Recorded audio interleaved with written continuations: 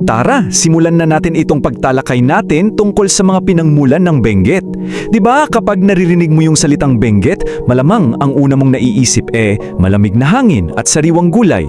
Pero alam nyo ba na yung mismong kasaysayan ng pangalan nito mas nakabaon sa lupa, literally, kesa sa inaasahan ninyo?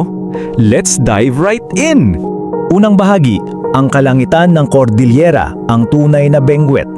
So bago tayo lumayo, tingnan muna natin yung modernong ilusyon kung saan sikat ang probinsyang ito ngayon. Grabe yung contrast ng nakaraan sa kasalukuyan, no? Sa isang banda, nandyan yung nakasanayan natin. Mga lugar na nababalot ng ulap, puno ng matatamis na strawberries at matataas na pine trees. Yan ang Benguet natin ngayon. Pero on the flip side, yung sinaunang reality niya. Isa siyang malumot at sa totoo lang, medyo mabahong kalusawan o swamp. Nakakagulat, di ba?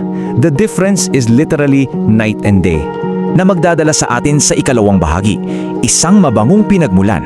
Dito natin mas makikilala ang mga orihinal na tagapag-ingat ng lugar na ito, ang mga Ibaloy. Yung mga katutubong Ibaloy, napakalalim ng koneksyon nila sa lupa.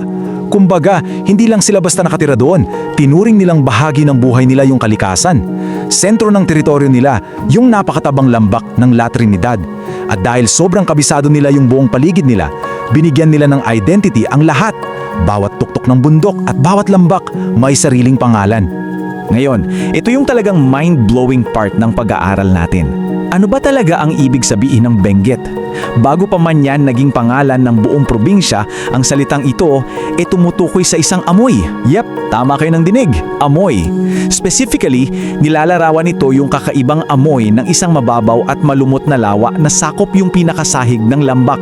So kapag sinabi nilang Benguet, hindi ito isang padip na konsepto, kundi literal na paglalarawan nila sa pisikal na amoy ng paligid nila.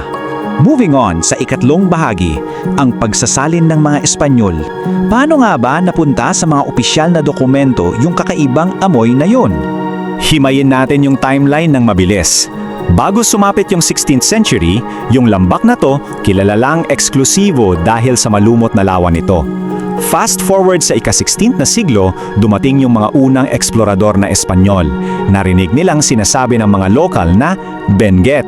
Syempre, dahil iba ang wika nila, na-record nila yun sa mga talaan nila bilang Benguet, Benguet, at yun na nga yung baybay na daladala natin hanggang ngayon, kung saan kilala na siya bilang vegetable capital ng Pilipinas. Pero syempre, sa history, laging may iba't ibang pananaw, di ba? Habang yung connection sa amoy ng mabahong lawa yung pinaka-documented na pinagmulan, may mga nagsasabi rin na baka raw galing ang Benguet sa isang tradisyonal na telang pamputong sa ulo ng mga katutubo noon. Pero honestly, yung ebidensya patungkol sa malumot na lawa ang pinakamatibay sa mga records na meron tayo. Ika-apat na bahagi, isang naglahong mundo. Ibalik natin ngayon yung usapan sa kasalukuyan at magnilay tayo sa mga bagay na napag-usapan natin. Kasi kung mapapansin ninyo, tuluyan nang naglaho yung mabahong kalusuan na yun. As in, burado na. Napalitan na siya ng mga malalawak na sakahan at plantasyon na nakikita natin ngayon. Yung dating lawa, iniwan yung napakatabang lupa na naging dahilan kung bakit sikat na sikat ang Benguet bilang kabisera ng gulay ng bansa natin. From a stinky swamp to the main source of our daily veggies, what an incredible transformation, di ba? May saktong quote na nagbubuod nito. Sabi dito, madalas na kinukuha ng mga pangalan ng isang mundo na hindi na umiiral. Wow, di ba? Yung salitang Benguet, para siyang isang multo ng kasaysayan. Pilit nitong pinapanatili yung alaala ng isang tanawin na hindi na natin makikita kailanman.